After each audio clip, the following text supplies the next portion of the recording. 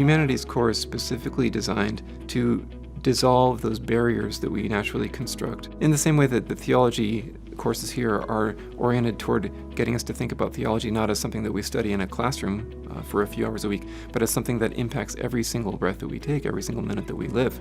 Our faith has got to be constant. It's not just something that can be